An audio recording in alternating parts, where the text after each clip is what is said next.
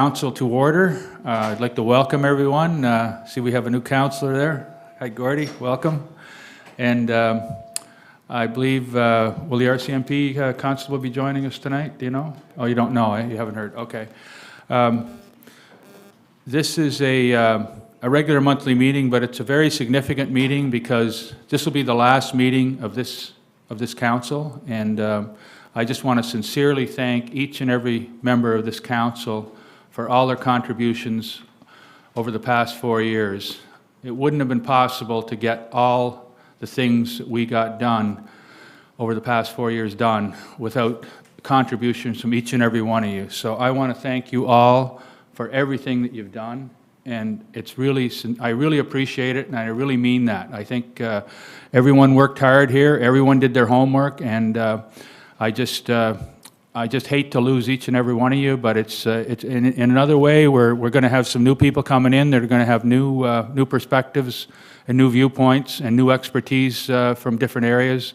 So that's going to be welcome as well. But I guess it's the way it is. Our democracy in action. It's worked, and so we'll move on, but I think it's really important that everyone knows that everyone around this table worked hard and did everything they could to help this town progress. So thank you, everyone. So with that, I'd like to welcome everyone watching on Facebook Live and online as well. With that, I'll acknowledge the land upon which we gather is the traditional territory of the Mi'kmaq, and we pay our respects to the Indigenous Mi'kmaq people of this territory, past, present, and future. I'd now like to go to item number 2, which is a declaration of conflict of interest. If there are any councillors, staff, or anyone around in the room that has a conflict of interest on any one of these items that we're going to be discussing tonight, please indicate so now. If not, we'll go to item number 3, approval of the agenda. And if everyone, is there anyone would anyone like to add an item or delete or change the order of our agenda as presented tonight? If not, I'll ask for a motion for approval of the agenda. Oh, sorry, go ahead. Sorry, Councillor Burridge. I couldn't get my mic on. I do want to add underneath, I guess it would be other committees and the Canada Mortgage and Housing Supply Challenge. I would just want to say a few words about that. So if we could add like a 19C. Yep. Is that okay with everyone? Just for a minute to talk about the Housing Supply Challenge. Certainly. Okay. Yeah, okay. Consider it added. Any other changes, additions, or deletions to the agenda? If not, I'll entertain a motion for approval of the agenda as amended. Okay. Councillor Burridge? Thank you. Councillor Glant, thank you. Okay, any discussion? All those in favor? Aye. Those against? Motion carried. Okay. We'll go to my report, the mayor's report, and it's in your package. I'd just like to, before I start my report, I think it's important that with Remembrance Day coming on Friday, we express our gratitude to those who put their lives on the line for our freedom, and that we commemorate and honor all those who have died while serving Canada. Your Worship, did we do the minutes? I'm sorry, I'm jumping ahead here. I'm getting excited here, getting too ahead of myself. Okay, I'm sorry. Business arising from the minutes themselves. The regular monthly meeting, okay, we'll go to item number 4. Regular monthly meeting minutes of our meeting held on October 12th, 2022 are in your package. Are there any additions, deletions, or changes to those minutes that anyone would like to add? If not, I'll ask for a motion for approval of those minutes. Thank you. Second? Have a seconder? Thank you. Thank you. Okay. Any discussion? If not, I'll ask for. I'll call for the vote. All those in favor? Aye. Those against? Motion carried. Is there any business arising from the minutes that we will not be covering tonight? Okay, if not, are there any presentations from the floor, Jeremy? No? Okay, we'll now go to my report, and as I said, I think it's important that we express our gratitude to veterans and those serving and those who have served our country, and we commemorate and honor all those who have died while serving Canada.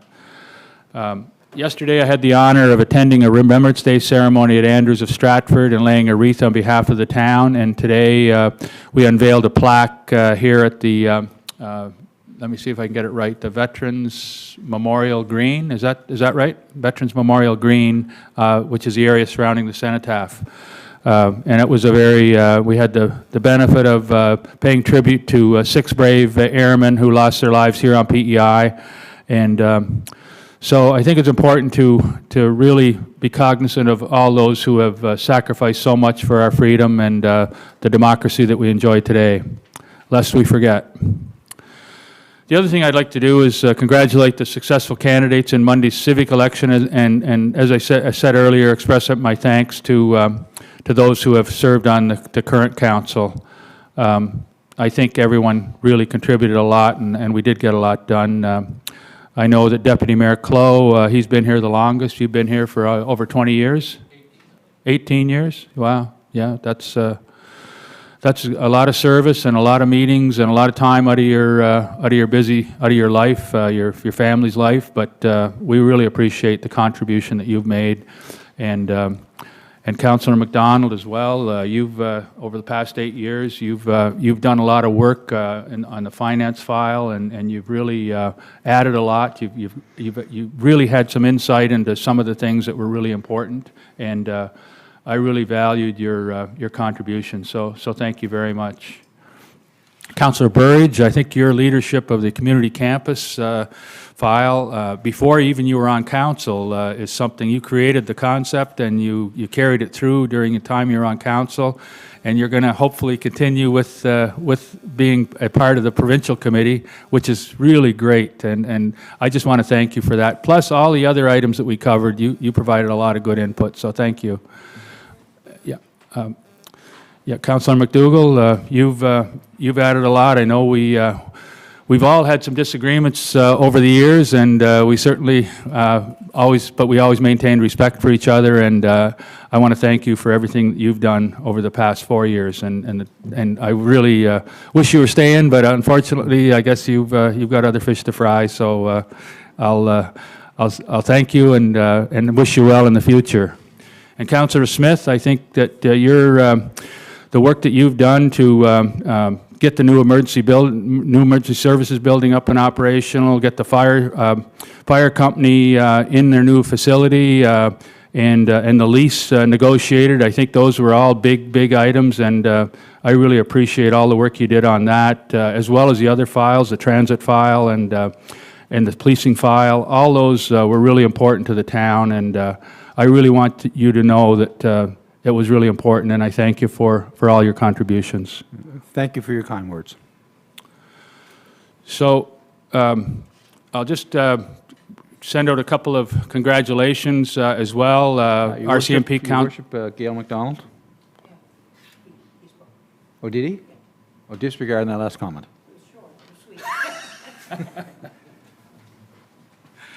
No, if I didn't recognize you, I certainly want you to know that I really valued your contribution as well, Councillor MacDonald. You really did a lot, so thank you.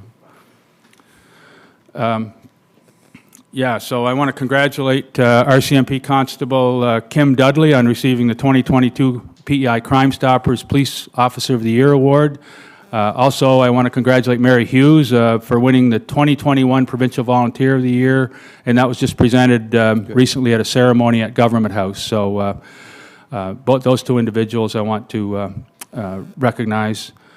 And we had an excellent meeting with the commanding officers of the RCMP, Chief Superintendent Derek Santuoso, about current and future policing needs in Stratford. I think that that was a great meeting. I think we accomplished, made a lot of progress, and he's committed to providing some of the information that we've been looking for over the years, and I think he's going to follow through on that. He's already started to do that, and we have some other meetings already set up.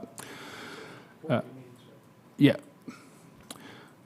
Quarterly meetings, yeah, that's right. And along with Dwayne Pino and Jeremy Pierce, we met with members of the Duffy family to plan the memorial walk for the late Cheryl Duffy, which had to be rescheduled due to Hurricane Fiona. Now I guess it's set for November 26th, and it'll be indoors. And everything else I think is in my report. So any questions or comments on my report? If not, I'll thank everyone again, and I'll turn it over to our Chief Administrative Officer, Jeremy Crosby, for his report.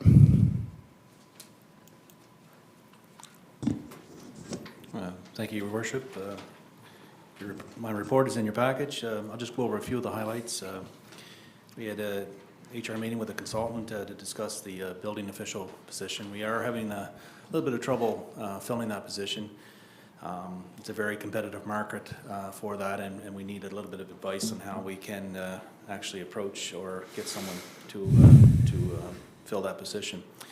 Had a meeting with Kim and some other folks regarding the tourism levy bylaw. Meeting with the president of Kinsman Canada regarding support for Stratford projects. Really good meeting. I attended the FBIM Municipal Climate Action Plan Conference. It was a very great day of information, and we also are going to be dealing with the AIM network and FBIM to develop a climate action plan for the town. So we've started to work on that, and there's some other municipalities that are involved also. As the mayor stated, meeting with the RCMP superintendent to discuss five-year plan, and we are going to start to provide information to their folks. I've been contacted already with regard to the future of Stratford and how we're going to develop the downtown core area and our population growth. So good meeting there.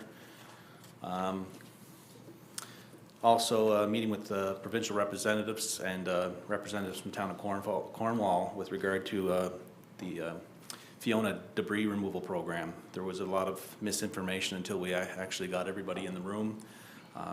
And Jeremy Pierce and Jeannie were with me too. So really good meeting. We got a lot of things sorted out. The province are still doing a lot of the debris removal, but as our contractors start to free up and we can help out, we're going to do that as well. So yeah, it's been a busy time. Any questions on my report? I do have a bit of a memo at the end here I'd like to state also. Questions? I'd just like to say that I really enjoyed this council and the time that I had over the years. And as the mayor stated, Gary was here 18 years. Actually, when I started here, Gary, you were here and involved with the process. So we've been here a long time together. And I want to wish Councillor Burridge, Councillor Clow, Councillor McDonald, Councillor McDougall, and Councillor Smith all the best in their future endeavors. And thanks for all your support over the years. So appreciate it. Thank you. Yep.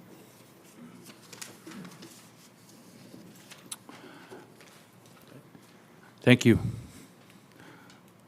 Thank you, Jeremy. Okay, the next item number 9, is safety services. I'll ask the chair of that committee, Councillor Derek Smith, to give his report. Okay, thank you, Your Worship. Under 9A, there was no safety services meeting last month.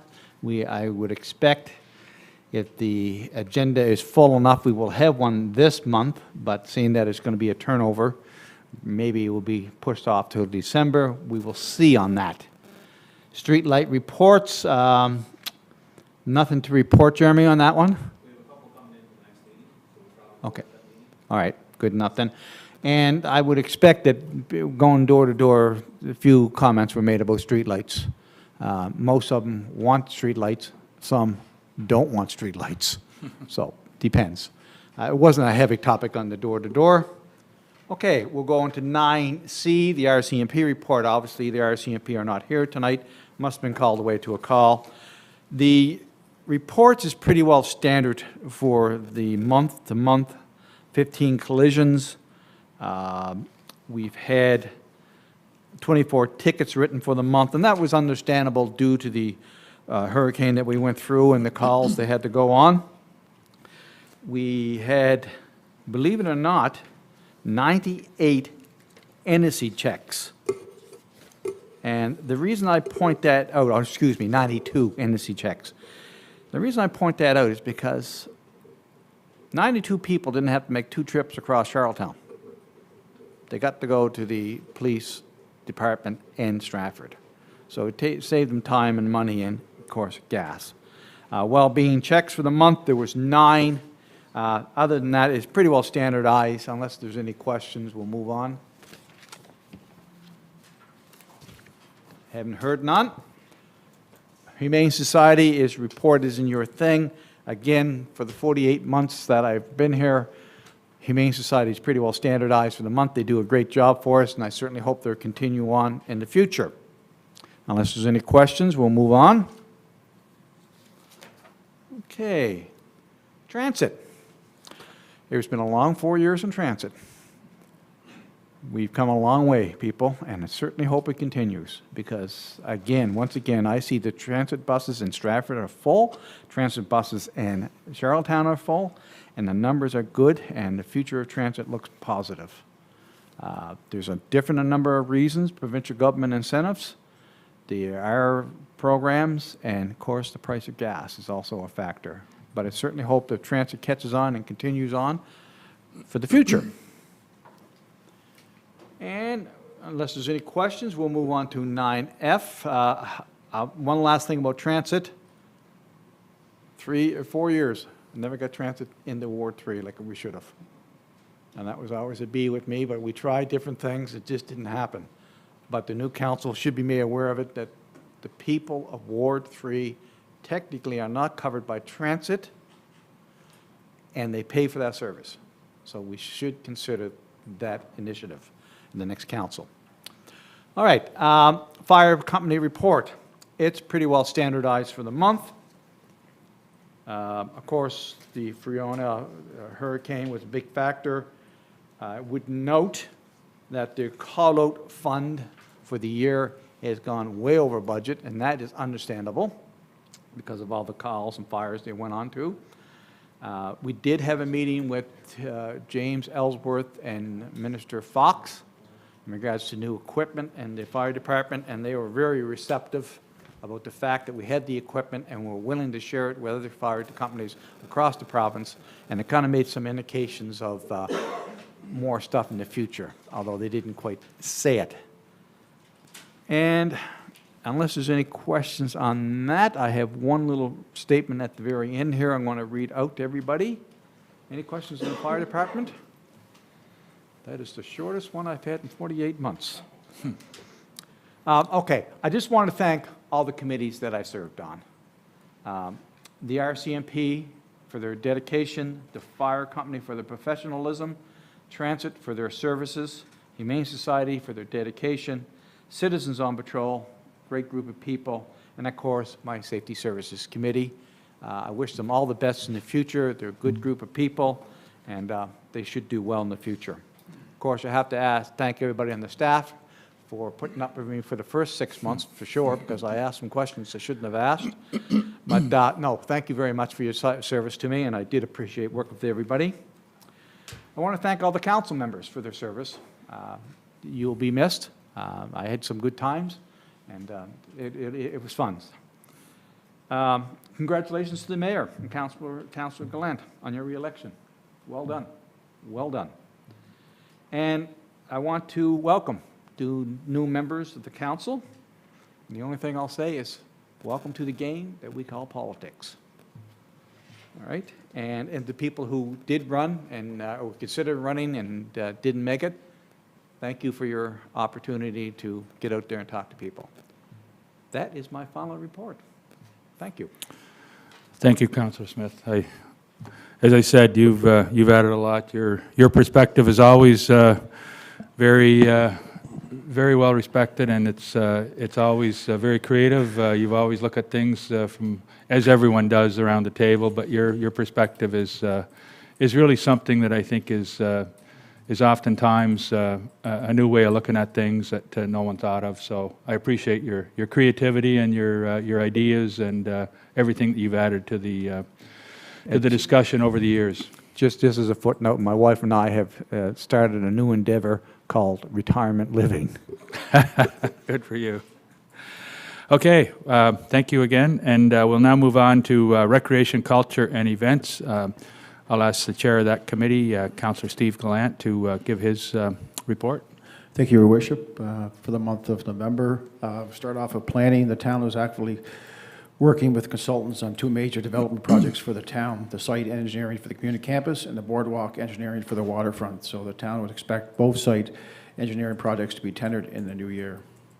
Events, with the Fall Fest canceled due to the Hurricane Fiona, the town is now planning the Remembrance Day on November 11th. It will be the first in-person Remembrance Day service since 2019.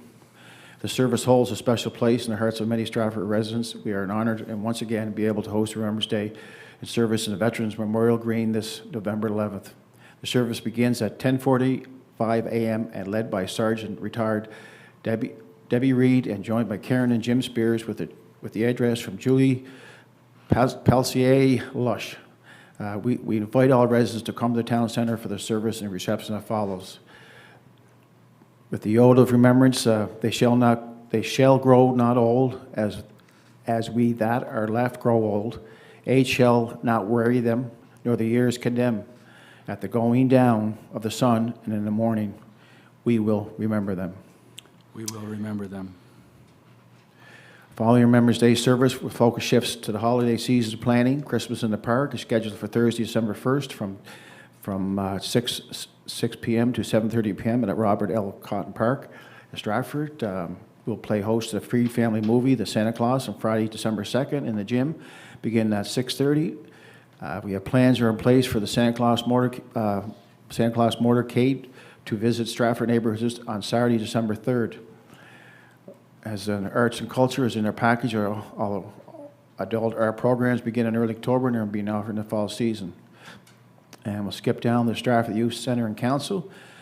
The Youth Center members proudly showcase Robert L. Cotton Park through the annual Spooktoberfest event on October 29th and 30th.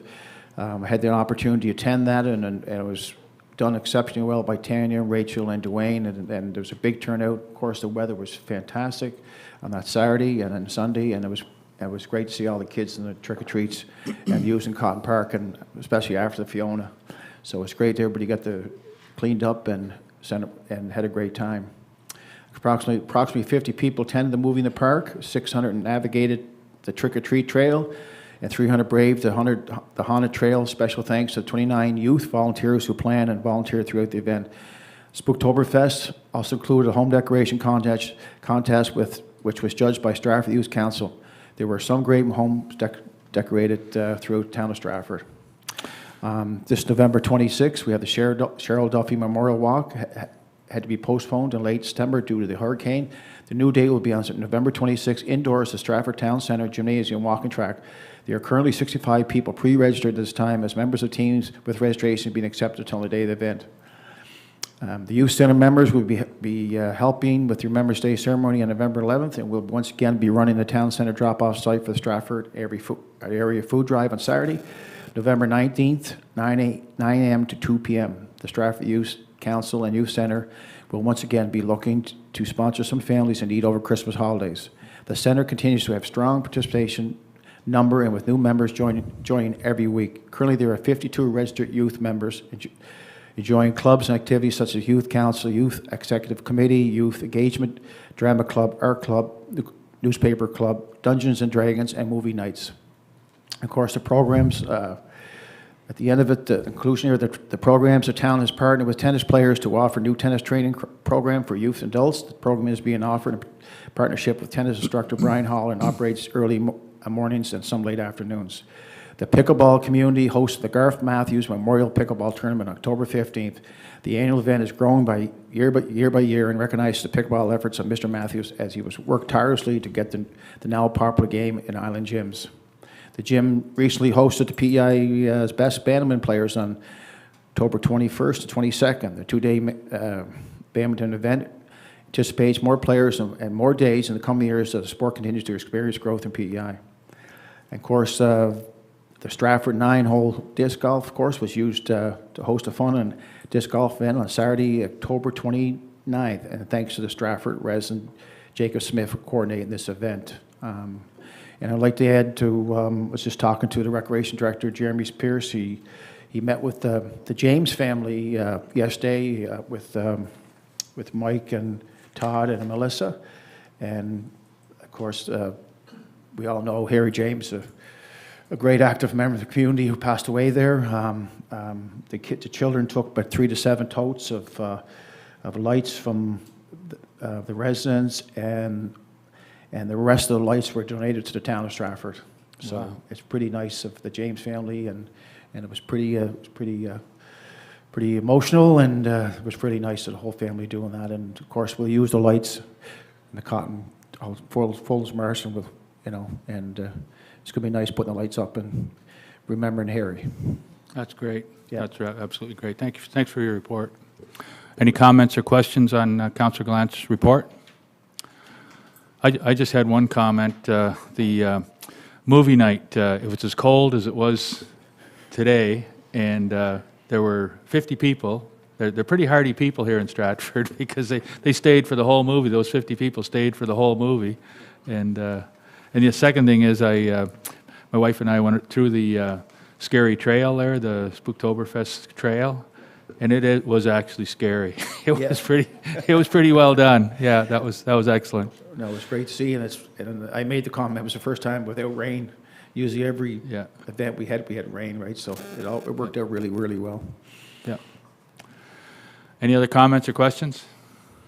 Okay, thanks for your report. Thank you. Okay, we'll now move to Finance and Technology. Let's the chair of that committee, Councillor Gail MacDonald, to give her report. Thank you, Your Worship. The report is in your package, the income statements, as well as a memo from the Finance Director. We did not have a meeting last month, but we will be having our Finance Committee meeting next week. So just a few highlights of the past month. The tourism levy consultation was completed, and that information was sent out to Council. They met with the Switch people for further discussions. They also met with the directors in-house here to work on the long-term forecast spreadsheet. They met with the Provincial Credit Union regarding the town's banking needs. Virtual meetings were held on the sustainable procurement policy with Reeve Consulting. They attended a planning board meeting to learn about the short-term rental regulations. They attended a demo on ViewWorks platform for GIS, work orders, and complaint tracking. They attended a meeting to discuss the new committees. They met with staff to work on Hurricane Fiona disaster relief program information for claims to the province, and they met with staff and insurance adjusters on Hurricane Fiona damage to town properties. They worked on gathering consumption data on our utility customers based on dwelling type. The utility bills are now due on November 17th, and they've been gathering information to work on the future lease with the public schools branch. The income statements for the town are in your package. In a nutshell, the revenue is down 2.2%, and expenses are down 5.4%. So we're pretty close to where we thought we'd be this time of year. And also under utility, the income statements, it's only up 0.5% for revenue, and expenses are down 1.1%. That's my report, Your Worship. If there's any questions, myself or Director Kim would be able to handle anything, and perhaps I'd like to take this time as well to say a few words. Sure. Any comments or questions before?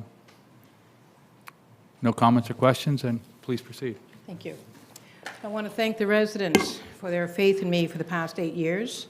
I've enjoyed my time here, and I hope I've made some wise decisions as we brought the town forward together as a team. I want to wish the new council all the very best over the next 4 years. I know a few of them personally and know they'll be great. This town is special. It's growing quickly, and it needs good guidance and governance. Good luck to both Mayor Ogden and CAO Crosby with this, along with staff and the new council. I also want to thank the staff, both past and present, for all their work, and in particular, their guidance to me over the past 8 years. And also, I would be amiss if I didn't thank the volunteers for their willingness to serve on our town committees. Thank you. Thank you. And thank you again for everything you've done. You've done a great job. Thank you. Okay, thanks for that report. We'll now move on to Planning, Development, and Heritage, and I'll ask Councillor Darren McDougall to give his report, chair of that committee. Thank you, Your Worship. I'll go first perhaps to the permit summaries that are in your package. If anybody has any questions regarding the permits, where we're at and whatnot.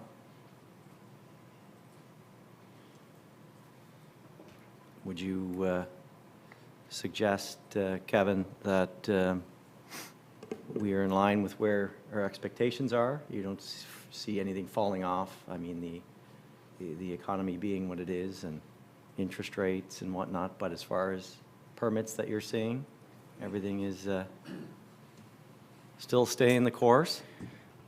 I think we're certainly where we anticipated we would be. I understand there's a lot of product out there that seems to be sitting a little longer than I think developers had maybe wished, but hopefully the market will get that sorted out and some of that inventory will get absorbed.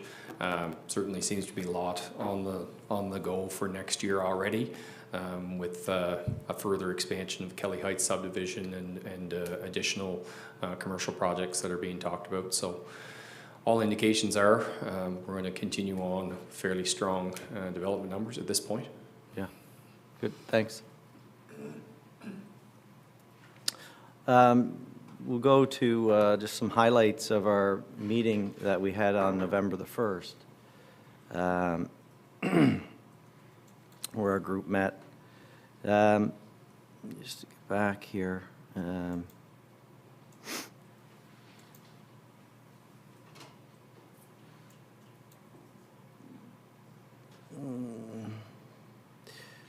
Of course, we discussed our development applications. We had a good conversation about short-term rentals at that meeting. The town is currently engaged in planning a bylaw and policies surrounding short-term rentals. It's a topic that's touching most communities, and we're in a somewhat of a unique position.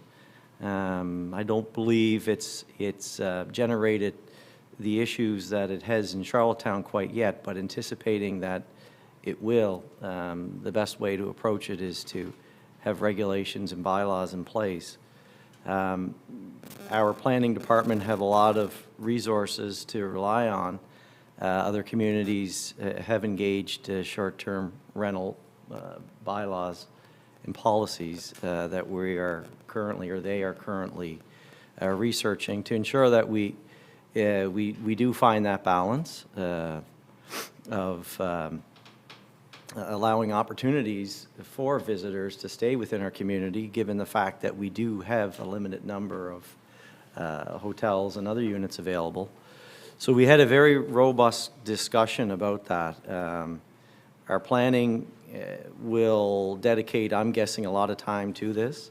It is important, and it's important to get it right, and I trust that they will. The planning department has certainly shown that they have an aptitude and an ability to navigate through these things and come up with policies, bylaws, or whatnot. They're very much suiting to the community. That occupied a good chunk of our time, that discussion. In fact, I think it occupied pretty near the whole meeting. I'm going through the minutes here.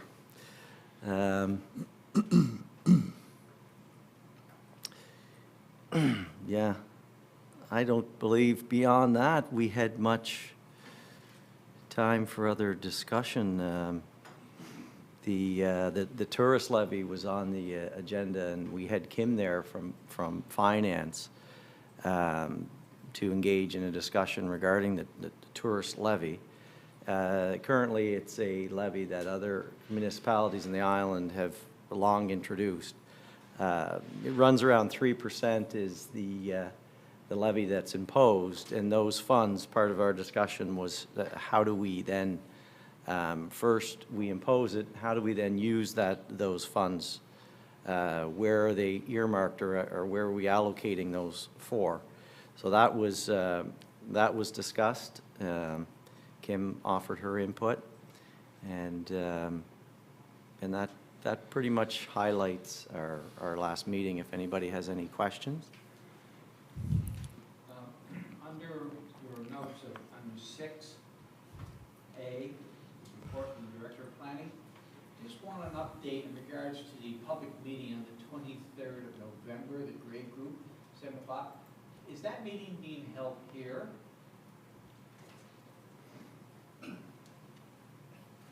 Yes, that's correct. That was one of the items I had just to make note of. We didn't have a lot of discussion on it at this planning board meeting as the action was made in the previous month. But the public meeting is scheduled for November 23rd, 7 p.m. here in this room. And it also will be broadcast live on Facebook and our YouTube channel for anyone that can't attend in person to be able to view it online. Now, the letters were sent out, I take it. Letters were sent out as of Monday of this week. The first notification ad was in the newspaper today, and the posted signs, having an update from our infrastructure department, but they're in the process of erecting 8 signs throughout the core area, which will identify this parcel of land from many different directions. So, and we're sharing it, we'll be sharing it on our social media and whatnot as well to ensure that people, that the word is out. Okay, we don't know what the numbers are going to be for this meeting. There was a lot of discussion door to door, believe it or not, because Sure. I live in around that core area. Yep. And a lot of people were wondering what was going on. And so you don't know about these things, but I would expect you're going to get quite a few people because just the area is covered. Yep. Well, we hope we will. I mean, that's the whole point of having these things. You know, I think the option for people to be able to view it online may reduce some of the actual people that come in person, and the ability to view it, the recording afterwards for a week beyond the meeting and provide additional comments, I think it's a bit of a technology addition that COVID had forced us into, but I think it's something that people are somewhat used to now, and they expect that they don't necessarily have to be here, but they'll be able to watch the entire public meeting and provide comments afterwards as well. Okay, so yeah, because I mean, I get the feeling like the people on Shakespeare are concerned about Sure. that strip of land in front of them. Yep. People on Dutch Landing, up on Squire, there's different areas, different people. Sure. I would expect there's going to be quite a few people here, but I Okay. could be mistaken. Yeah, I think we're prepared. We've got all 3 rooms, and you know, we do have the video feed and everything as well. So, yep, I think we'll be fine. Kevin, while you're up there, if you don't mind, I was just wondering about the new zones that are being proposed. Yes. And could you just briefly run through, and I know this is going to be done at the meeting as well, but could you just briefly run through the process for getting those new zones integrated into our official plan and into our, you know, official, you know, make them official, and what that process is going to look like, and the timelines and that sort of thing? Yep.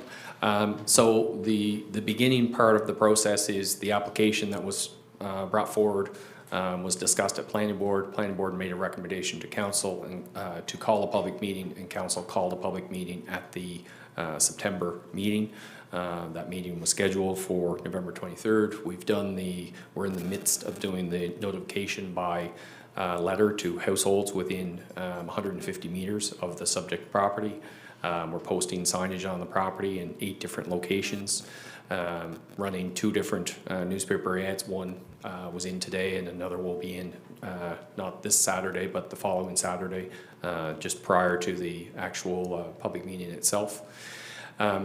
We will be discussing, the application will be discussing a number of amendments to some land use designations, which are attached to the official plan, and also zoning classifications, which are attached to the development bylaw. So there are proposed amendments to both the land use map and the zoning map. They're all outlined in the ad and in individual letters that were sent to each household. The letters that are sent to each household also have additional descriptions of what the 2 new proposed zones are included in them. So anybody looking for additional information on those, they can contact the town, and we'll certainly give them more feedback. At the public meeting itself, the consultant that produced the plan on behalf of the Gray Group will be present in the room. They'll be presenting the actual thing. They'll also have their traffic engineer with them. We spoke with the Department of Transportation, and we understand that they're going to have representation here as well. So after the public meeting ends, we will have an additional week that is allowed for people to view the recorded meeting and provide final comments.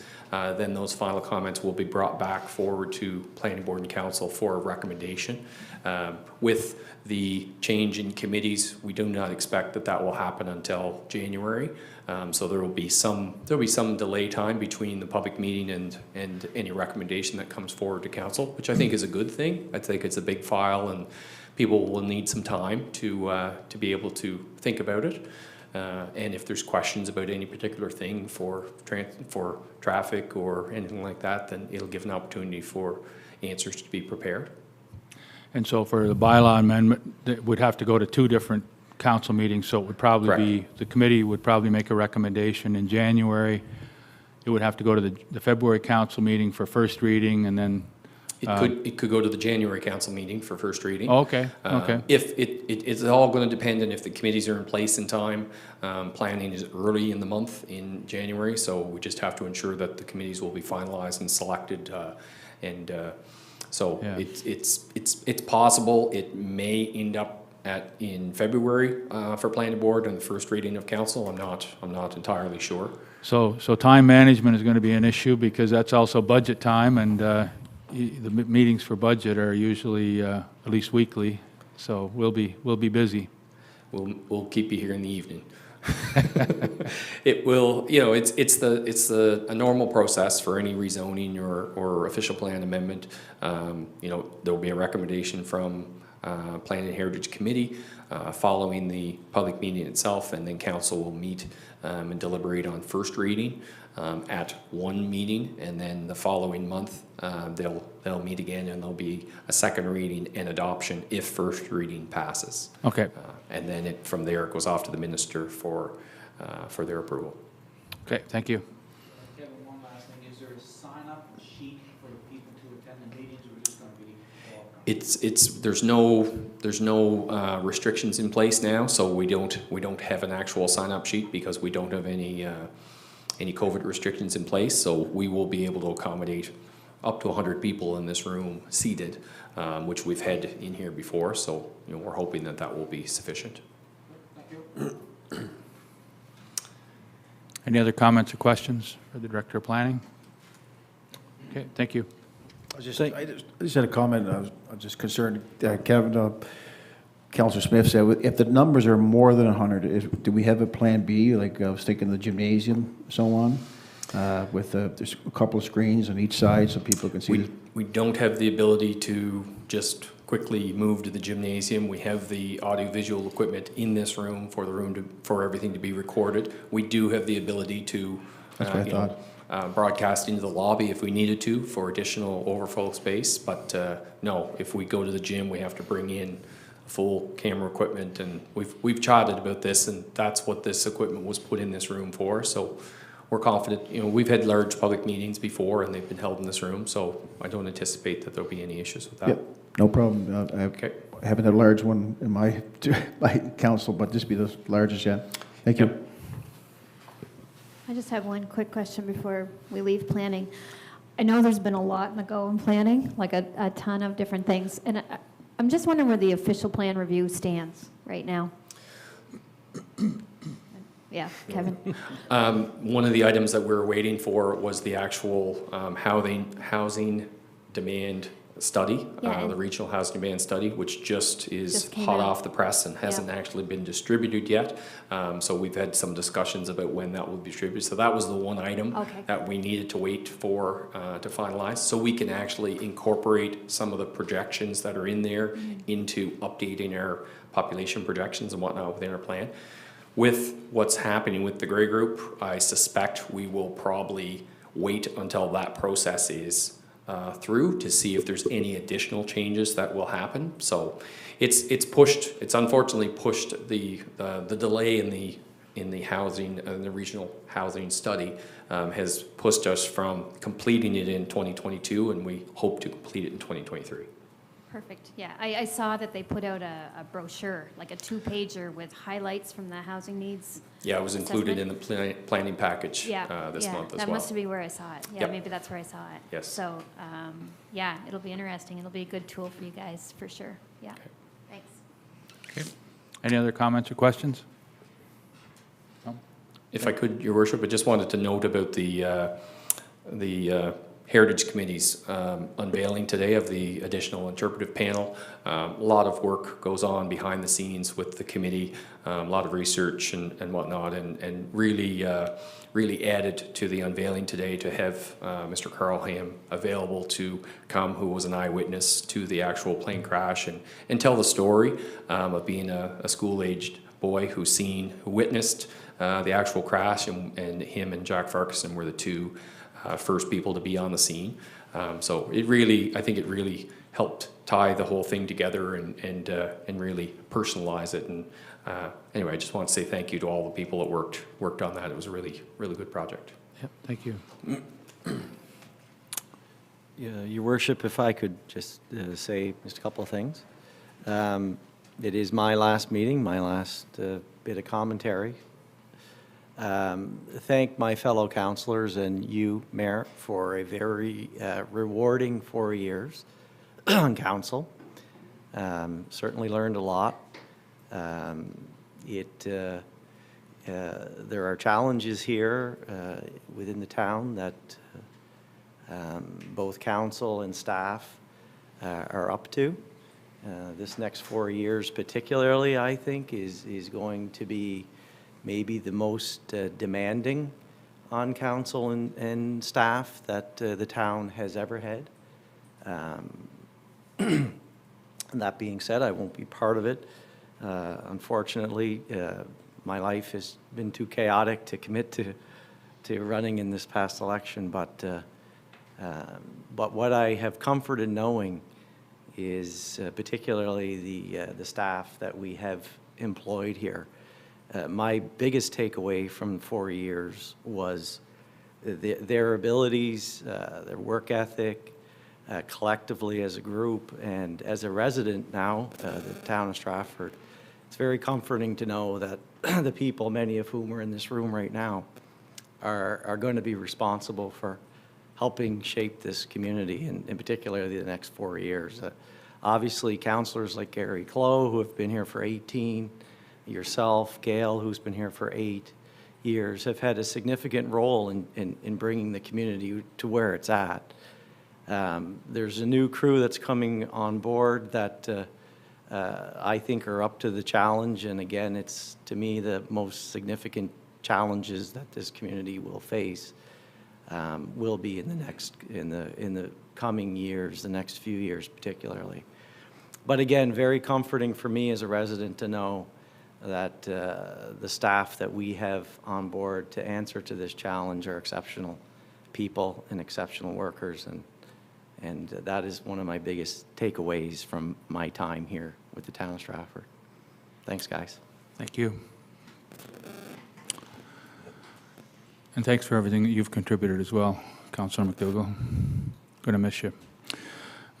Next report is from Deputy Mayor Clough, who chairs the Infrastructure Committee. Thank you, Your Worship. Minutes for the October 17th meeting, infrastructure in your package.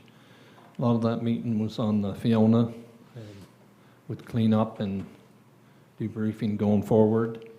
There are a couple resolutions that I'll be presenting today on snow removal. And I do have the infrastructure report, which I'll read to you.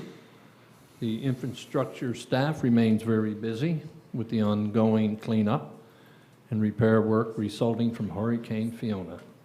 This will continue until the first snowfall. Staff is prioritizing areas that require trees or debris to be removed to ensure safety to our residents and facility users, including trails, park, playgrounds, and green spaces. Infrastructure projects are resuming after a slight pause through the hurricane and aftermath. Projects currently under design are progressing well for tendering in January or February, such as the waterfront boardwalk, the Kinloch Road multi-purpose path, and the community campus site servicing. Coles continue to review options for changes in the scope for upgrades at the Corey Sewer Pump Station. The hope is to retender through the winter and proceed with construction in the spring with a project that is closer to the budget. Earthform has completed the demolition of the Kepik Road sidewalk and is now preparing to place the new concrete sidewalk. Burton McKay has completed the installation of 7 hydrants along Glen Stewart Drive and McKinnon Drive. These have been tested and commissioned and are now in service. Eastern Trenchless Limited has been awarded a contract to renew 2 sections of concrete sewer mains along McDonald Road and East River Drive. This work will be completed in December. Hines Paving have been awarded a contract to resurface the parking lot at the public schools branch side of the town hall and a portion of the access at Robert Cotton Center. The work may be completed this season if the weather continues to cooperate. A tender has been reissued for the exterior painting of the municipal complex with the intent to paint in the spring and summer. The tender has been advertised back in August with a schedule to complete this fall. There was only one bidder who proposed using acrylic elastomeric membrane product, which was more than triple the allotted budget. The hope is that painters are available now to review the tender and schedule the work for the spring. Discussions continue with the suppliers of the water reservoir for the twinning of the water tower project. A tender will be issued in the coming months for work to proceed in the spring and summer. An RFP will be issued in the coming weeks to engage a consultant to complete an update to the active transportation plan. The deliverables will be a document to serve as a guide in the expansion of the active transportation infrastructure, considering such factors as population, density, safety issues, connectivity to other infrastructures. 2 positions were filled in the infrastructure department in October. Willie Harding was hired for the permanent part-time maintenance workers position, and Errol Daly was hired for the part-time custodian position. We're very pleased to have both Willie and Aaron on board. The infrastructure staff has been busy with grass cutting and other summer seasonal equipment is being serviced and stored. All seasonal buildings have been shut down and winterized. Winter equipment is being readied. Spreaders, plows, blowers have been taken out of the storage and prepared for installation. Removal of meters from seasonal properties has begun and will continue through the end of November. Daily use vehicles are being serviced, inspected, winterized, and undercoated as needed. Bylaw complaints and investigations are ongoing. Sewer and water infrastructure maintenance and inspections is ongoing on a daily basis. Water and sewer inspections and water turn-ons for the new development is ongoing. During the month of October, there were no major sewer or water emergencies. That's my report, Your Worship. If there's any questions, Any questions? try to answer them. I just have one comment. I heard on the trail, a couple of people talked to me about the sidewalk at the corner of Kinloch and Stratford Drive, where the water main had broken and it hadn't been repaired, but Jeannie has assured me that that is going to be repaired soon. That's right, yep. And I appreciate that, just to let the people know that the repairs are coming. I just had a question about the sidewalk on Kepik Road by Pondside. Just wondering, that's been torn up for quite a while. Just wondered if there's a hold-up issue there. Yeah, there was a delay there because residents and people were putting their branches and over the sidewalks, okay. and Earthform couldn't, delayed, they were supposed to start, so they were delayed a week or so. So that was removed, and they do have it all removed now, and I believe Jeannie they're ready for sidewalks this week.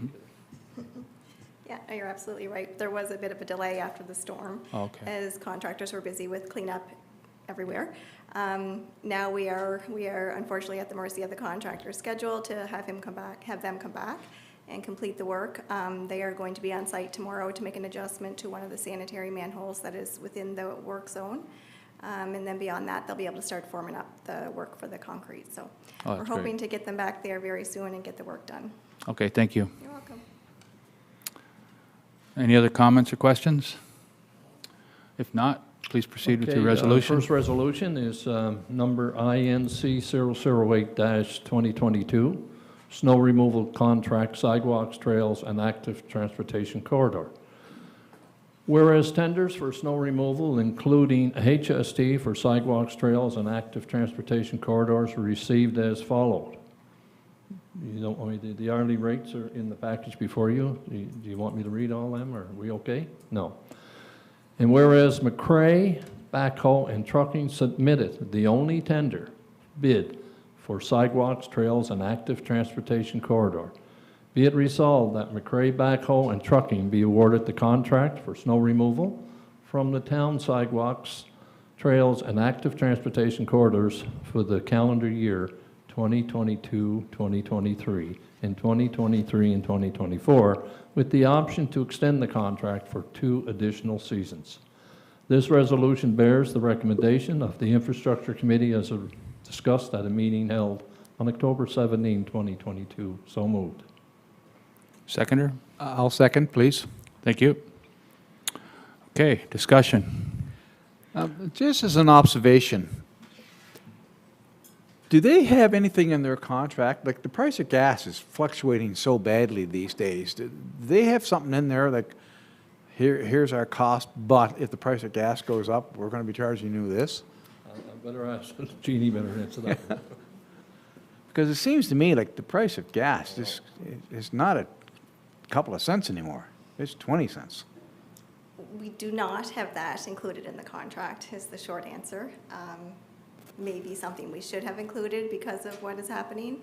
However, that is why we're seeing the increase in the hourly rate. Last year's rate was $97 an hour, and now we're at $120, I think, starting off for this okay. contract. So they're adding that inflation in there to cover, but there is nothing specifically in there for changing that based on the rates of fuel. So we're basically up about 25% or 20-some percent? Yeah, from 97 to 120, yeah, Okay, so our overall snow removal budget will be adjusted accordingly? yes. Okay. As much as we can estimate how much it's going to snow. Yeah, that's right. Hopefully not very much. Jeannie, can you, while you're up there, while I have you, can you explain to me the standby rate and what that means? Is that, because it's actually higher than their hourly rate. Is that? It's an hourly rate, sorry if I'm being too loud. Those dates, I think it's the middle of November to the middle Yeah. of December, I'm not, yes. Yeah. So if they get called out, but they're not out for a certain amount of time, which I think might be 3 hours or Yeah. 4 hours, Yeah. they'll get paid that for the hours that they put in when they do get called out. So it's basically an allowance for having to go out for a little bit of snow, but not full into winter yet. Okay. If that makes Okay. sense. So if there's a snowstorm on November 30th and we have to call them out, As long as they're out for beyond that period, which I would have to check to it see if it's probably 3 is hours. 3 hours. Then it's the regular rate. But if they just have to run out and do a little cleaning, Okay. then they get the standby rate. Okay. Yeah. Gotcha. Okay.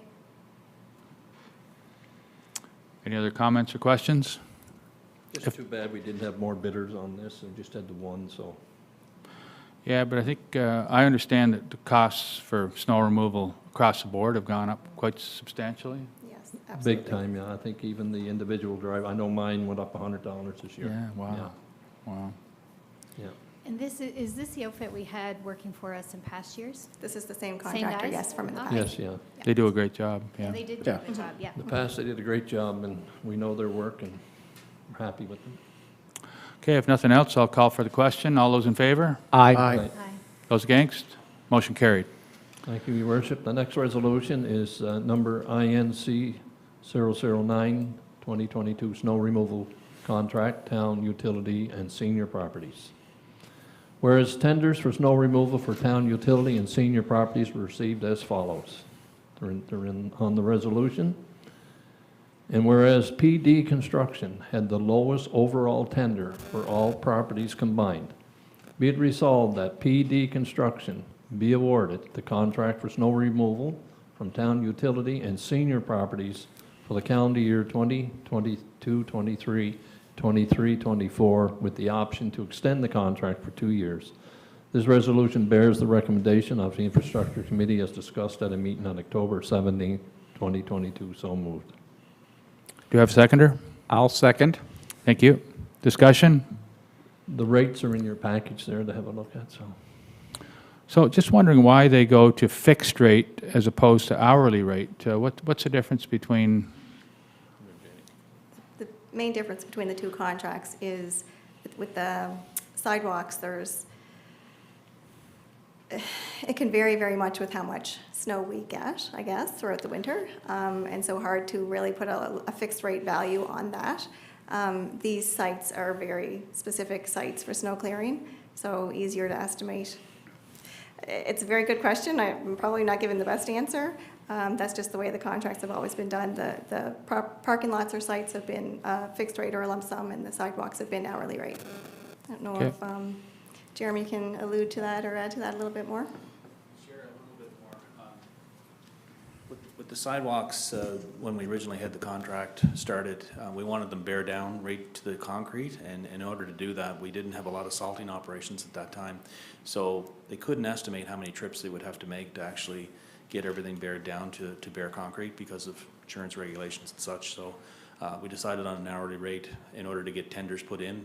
When we had it at a fixed rate, we didn't get many tenders in at that time. So that's part of the reason back, and that's quite a few years ago. So we kept it that way. And as you can see, we only had one bidder this year. It's a difficult thing to get because sidewalks need to be cleared at a certain time. They have to be cleared down to a certain standard, so it's a little more difficult, whereas parking lots are a little more manageable, just like Jeannie said. okay, thank you. Okay, any other comments or questions? Call for the question. All those in favor? Aye. Those against? Motion carried. Thank you for your report, Deputy Mayor I'd Clow. like to say a few words. Your Yeah, Worship. sure, go ahead. I came on council in 2004, 18 years. I've worked under 3 mayors. Mayor Kevin Jenkins, Mayor Dave Dunphy, and our present mayor, Steve Ogden. I had the privilege of being deputy mayor under, for a term under Mayor Dunphy and present mayor. And over those 18 years, a lot of councilors came on board and left, and it was excellent. They're all good, every one of them, were really good at the table. Had the pleasure working with staff. I think Jeremy and I have been here since day one. Respect him to the end. We're in good hands with Jeremy, and quite happy with his latest promotion, and we're in real good hands here. Mary, I think Mary and I have been here I think you were here when I came on, Mary? Yes, yeah. And Kim, I think Kim's been here the whole time I've been here. Great staff. Jeannie just got promoted. I've worked with Jeannie the last 4 years, 3-4 years. And Jeremy Pierce, great catch there from Charlottetown.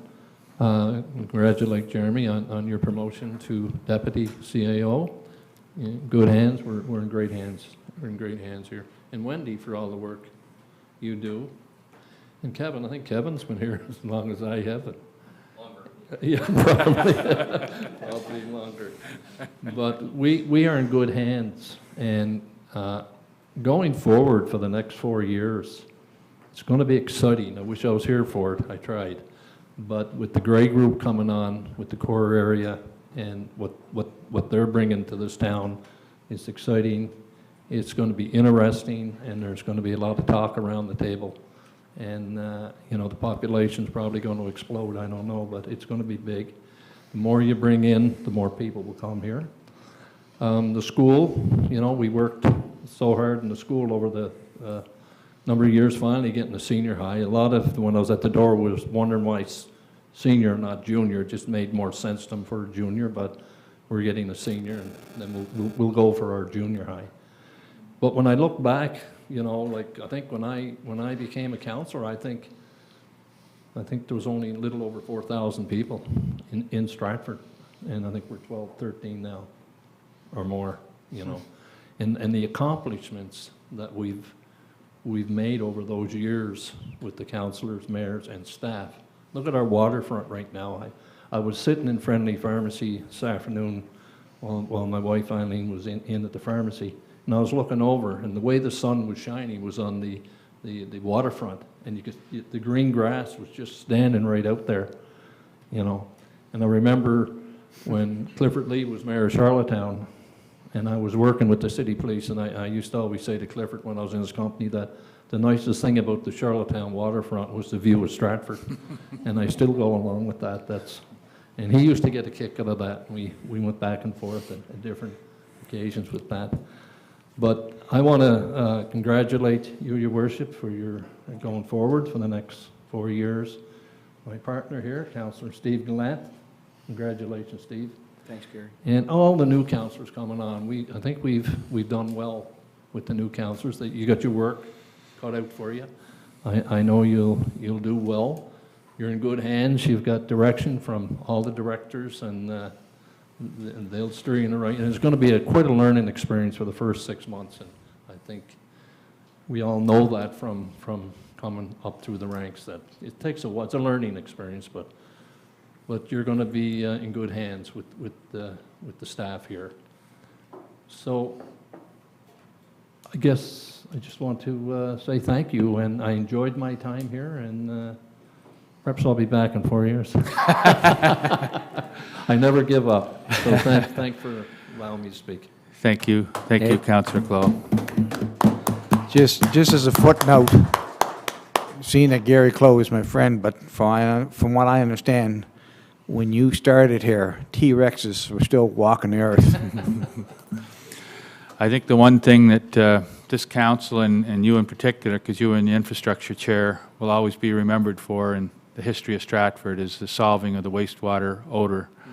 I think that was one of the toughest things we had to do, and as you know, the first bid came in and it was double the amount we had in the budget for it, and it looked like we were going to have to wait and maybe not get it done, but somehow we found a way. This whole council got together and creatively, and with you in the infrastructure chair, you got it done. We got it done. So I'll give you a big part of the credit for that, because you actually headed up the infrastructure, and you were involved in the day-to-day discussions and negotiations and the specifications, and CAO Crosby, I guess it was CAO Robert Hughes at the time, but I know Jeremy Crosby, CAO Jeremy Crosby was in the infrastructure, had the infrastructure director's responsibility at the time, and I think between everyone, we got it done, and that was probably the biggest thing, the high school and the community campus,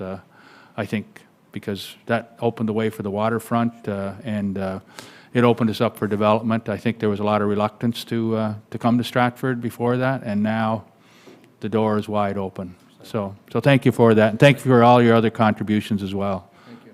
Thanks. Okay, we'll move on to Committee of the Whole. Anything, Deputy Mayor Clow, from Committee of the Whole? The minutes are before you.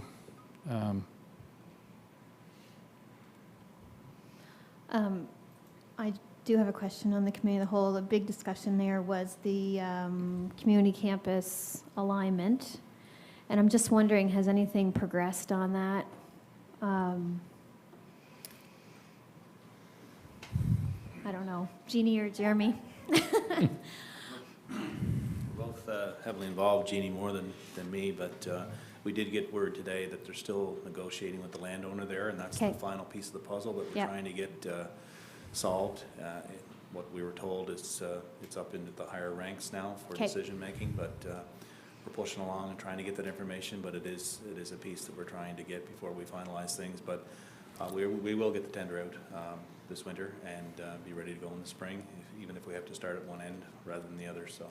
And so the environmental the Hollis end, then, I thought there was a bit of, that there might have been some issues with environmentally sensitive areas, or has that been figured? There's been an assessment done. We had an environmental firm go in and assess the area, and that's all been identified and delineated Okay. now. It won't affect the road. Okay. We will be able to put that through, and Jeannie, if you have anything to add on that, but Okay, so that end is good to go. We're just waiting for the. it's a little okay. larger than we thought, but we may have to jockey around a few of the sporting fields Okay. and to accommodate them around the wetland areas, but the road will go through. Excellent, okay, perfect, thanks. Okay. Yeah, and that, I guess the only other thing we discussed at Committee of the Whole was the, I'm not sure. No, I guess that wasn't, okay, no, I guess that was in camera. Okay, no, I guess that's great, thank you very much. Okay, we'll now move on to sustainability. I'll ask Councillor Jill Burridge to give her report, Chair of the committee. All right, thanks, Mayor. We had actually a really good meeting last week or the week before. Basically, what's going on now in sustainability is one of the big ones is we're signed on for, I've talked about municipal natural asset inventory before. So just like we do an asset inventory on our water and sewer pipes and our buildings and our trucks and our equipment, communities across Canada now are identifying natural assets and the value they bring into communities. So to be able to itemize those as you would a truck and the benefit that the town gets into it, gets out of that natural asset. So Katie and the team here, they have signed on for natural asset roadmap, it's called.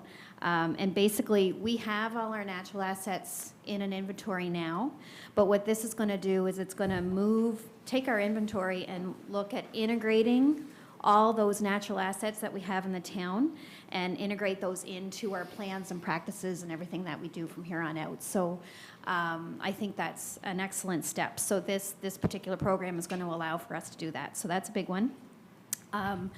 The other one is just before Fiona, we completed a forest inventory, so that just finished. We had a presentation on it, and Fiona struck. So now it's funny because I talked about it, and I was like, oh man, like that was horrible timing. But Jeremy Crosby actually pointed out, he said, well, now we have a baseline, right? We had a baseline of what we had, right? So that's actually a nice point to have. So we're going to continue on. We have that baseline now. We're looking at next summer hiring some summer students to kind of help us figure out what we lost.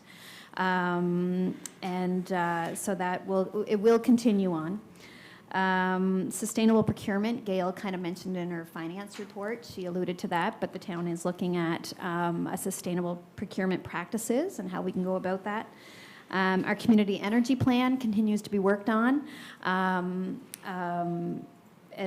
a lot of it, looking at GHG emissions that we do within our town or that we have within our town and how to reduce those and setting targets. So I think the new council will be looking at, actually before I was a councillor, I sat on the first community energy plan committee as a resident, and we set targets. And now basically we've had that review this year, and now as a town we're going to have to potentially set up another committee to look at the new targets, what do we want to do in the next 5 years, 10 years. So that's another thing in the hopper. And then another thing that we're doing is a climate action plan. And so basically, we were signed up with the AIM network, which is an asset management network in Atlantic Canada. So all the municipalities in Atlantic Canada get together and discuss asset management, which is something we have to have as a municipality for sure, but it also brings so much value to the town. It basically brings it brings data and it brings objectivity into decision making and where to prioritize the public spend.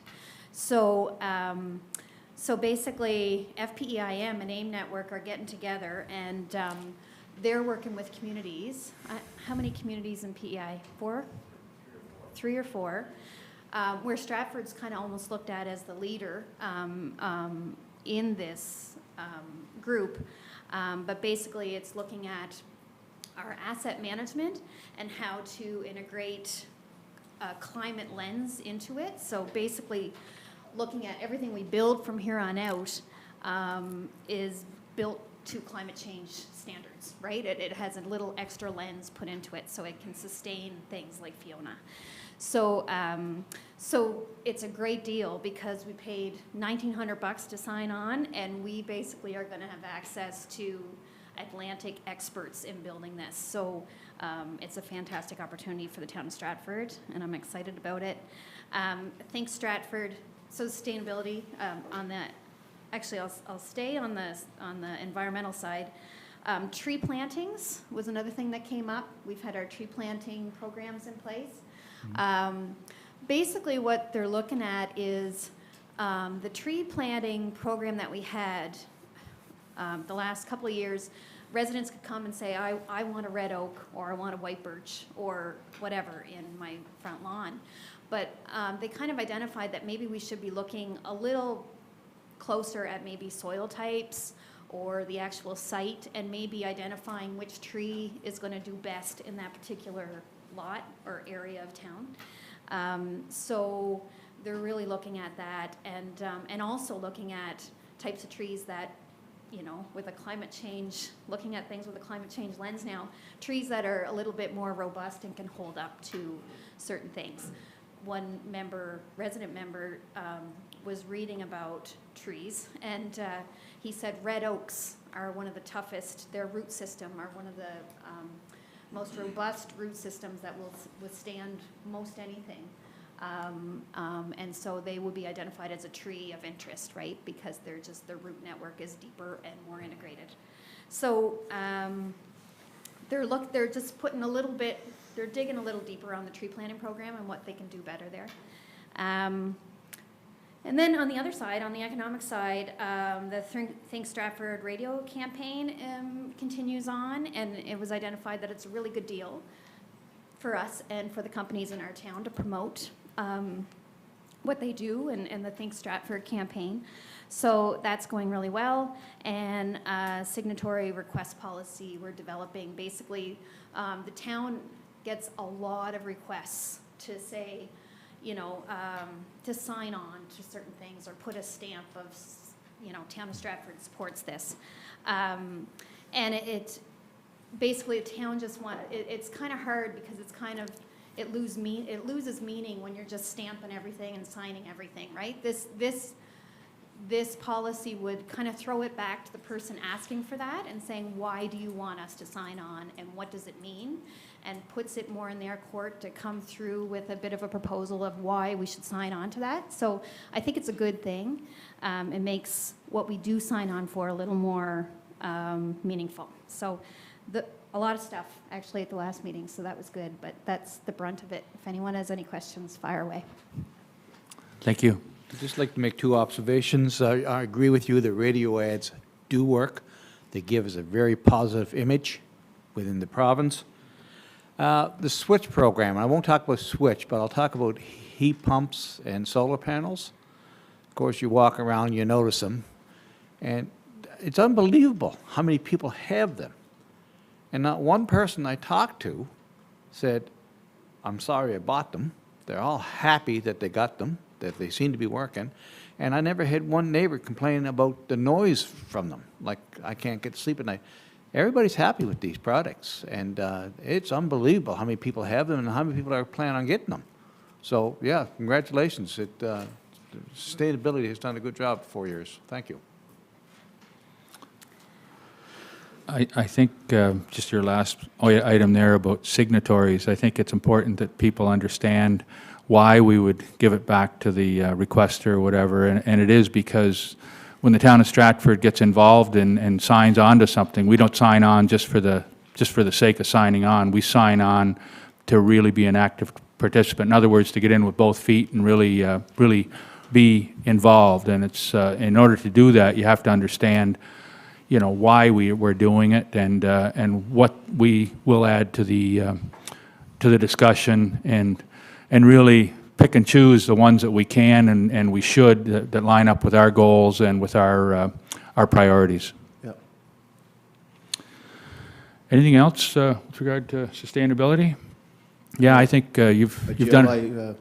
I totally agree with you, what you're saying. I remember the course we were on in Nova Scotia, access management, and we got to take a inventory of all our equipment and so on, and then moving forward, especially with the hurricane just happened, and we have a shortfall of some machinery here, so we will look at that down the road. So, but it's great to include the climate lens and everything else, and you know, it's good.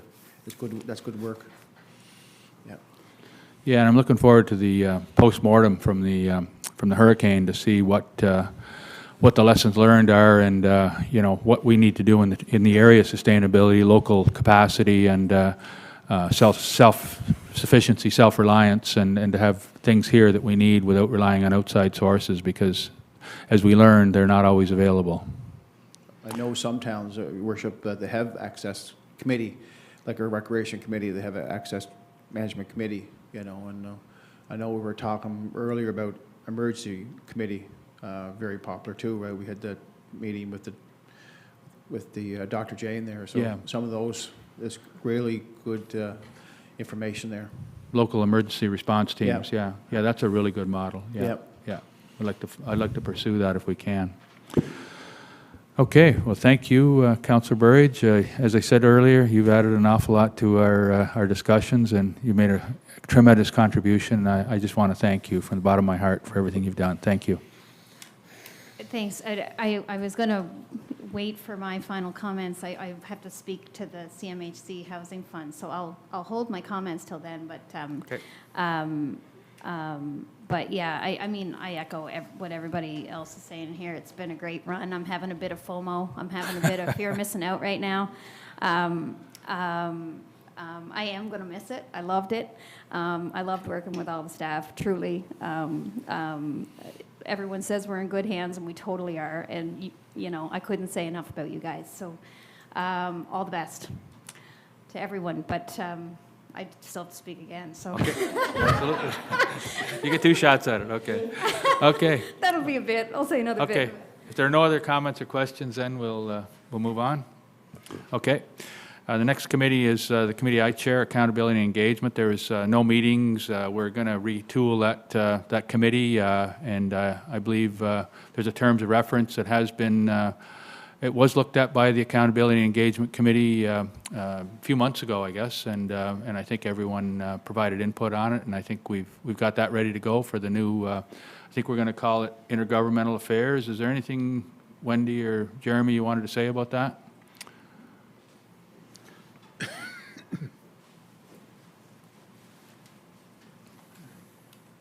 Yeah, we do have a draft ready to go, and I know Jeremy and I are looking to meet with you, or Jeremy at least in the next few days, to discuss that again and move that forward. But we have, we've kind of wrapped the Accountability and Engagement Committee into that. So what we're proposing is intergovernmental affairs and accountability, so that it still holds that umbrella and that value there as well. So.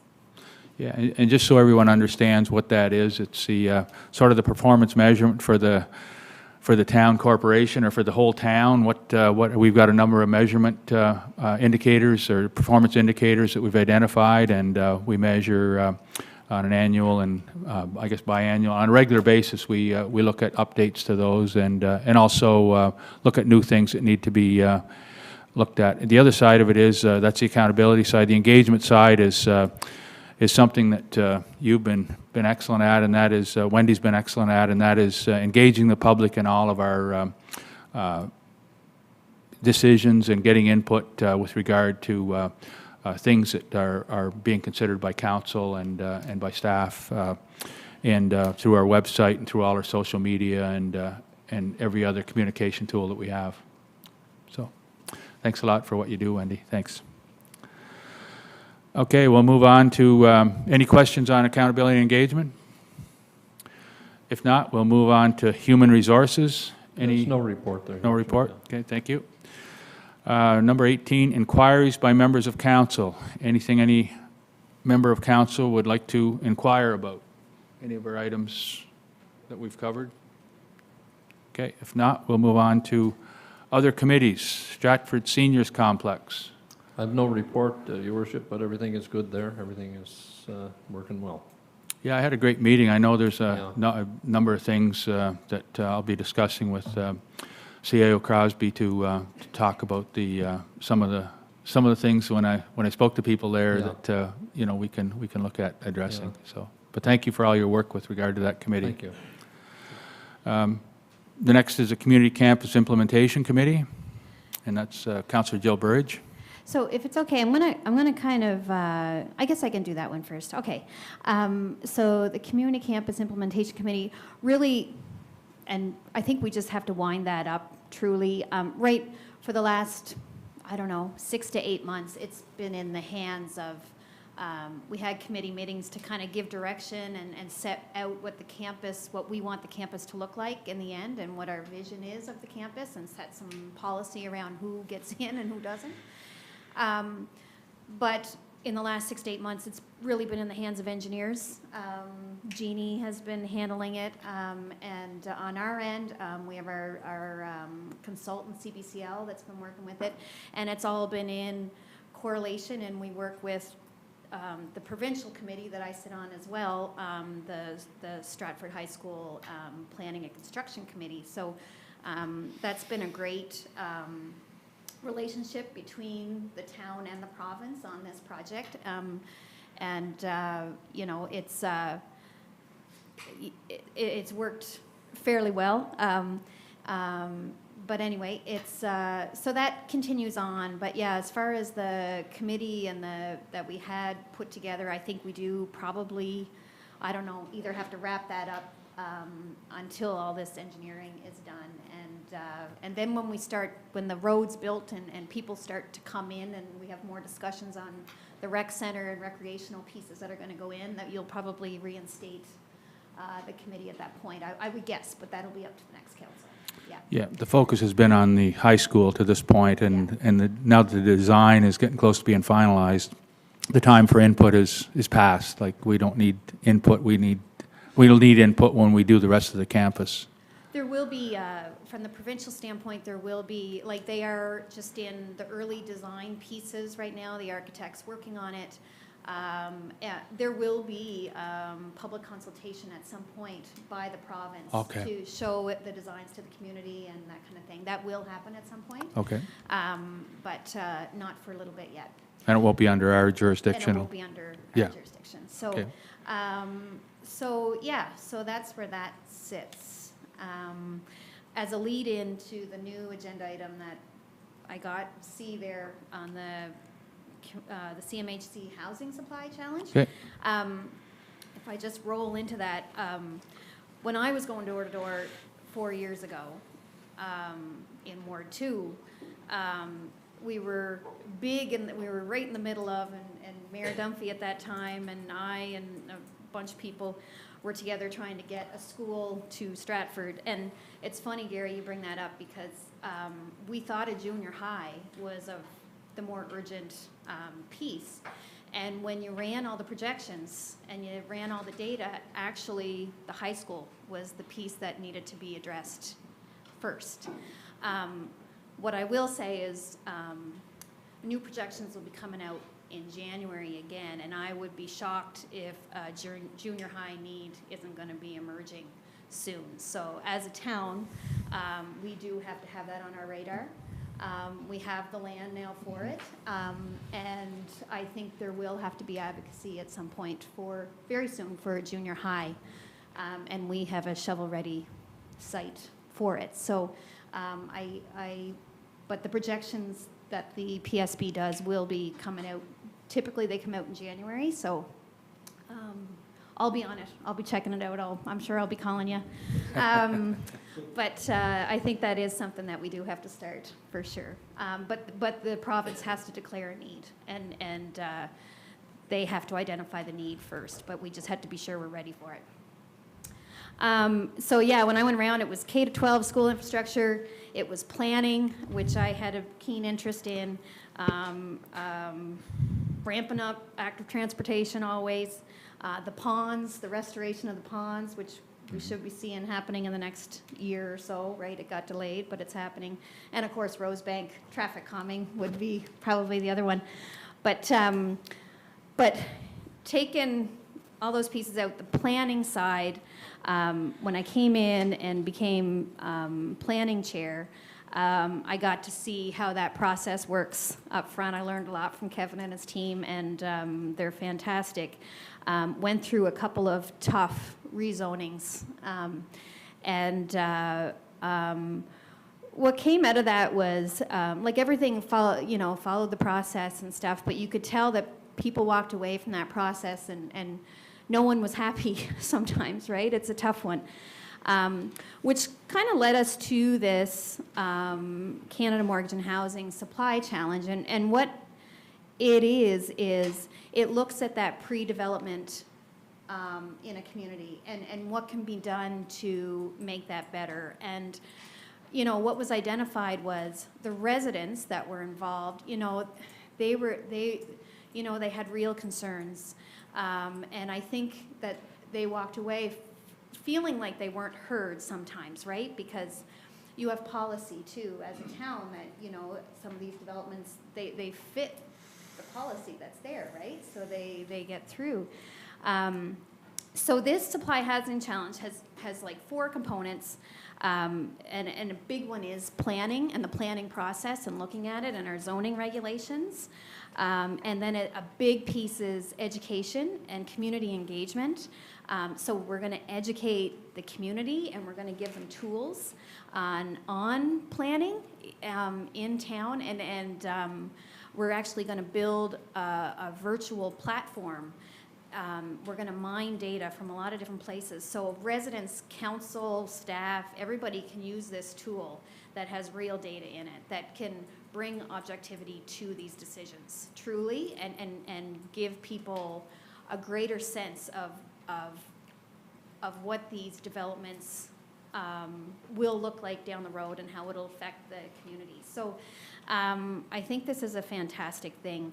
And we secured, Wendy and her team put an application in, and we got $1.1 million to go towards this as a community and build this infrastructure and do this education campaign within our town. And it's going to be a really powerful conversation, especially at this time in our life as Stratford. I always say Stratford's we're like the gangly 18-year-old teenager, truly, like we're just finding ourselves. We were, a suburb for most of this, and we're relatively new as a community, looking at other pieces. We're 25 years old, I guess, is it? And and we're looking at a big transition if things are going the way we think they're going. So I think this is a very timely conversation for our community, and I'm excited about it, and I'm going to stay on this committee moving forward, which I'm so excited about. So Wendy, thank you for offering that. So that is that. And I just wanted to let you all know that Wendy is going to be starting that engagement process, Wendy and the team, in the next couple of weeks. You're going to be seeing surveys coming down the pipe because we have 16 months to get this done. So that is going to be starting very soon. So I guess I just wanted to make you all and the community aware of that. Okay, thank you. So we have 1.1 million for the to carry out this project. Yeah, yeah, and we're supposed to build it. The idea behind it is to find ways to integrate affordable housing, and the definition of affordable always is a thing, and we are defining it in this committee, but also attainable housing, you know, not necessarily the 30%, that will be a piece of it. There's like vulnerable populations, and then there's that missing middle where, you know, you have apartment buildings and you have single family houses, right? It's that missing piece of housing within our community. So, you know, it is put out by Canada Mortgage and Housing for affordable housing, but I think Stratford's going to gain a lot out of it, yeah, it's going to be good. Yeah, and I think at the end of the day, hopefully it'll make the process a little less adversarial and a little more collaborative. Yeah, Yeah, that's the idea. yeah, thank you. Will a piece of this study include the hurricane kind of stuff? That we're building homes that have to withstand severe weather? No, it wouldn't include that. It's Okay. more focused around the diversification of housing within a community and finding ways for basically anyone and everyone to be able to live in your community, right, and to find a home. Yeah. I think that is a good question, because I think that's probably a question that needs to be referred to planning in the future, that we need to be able to, and probably a building code thing that needs to be addressed through infrastructure and through planning.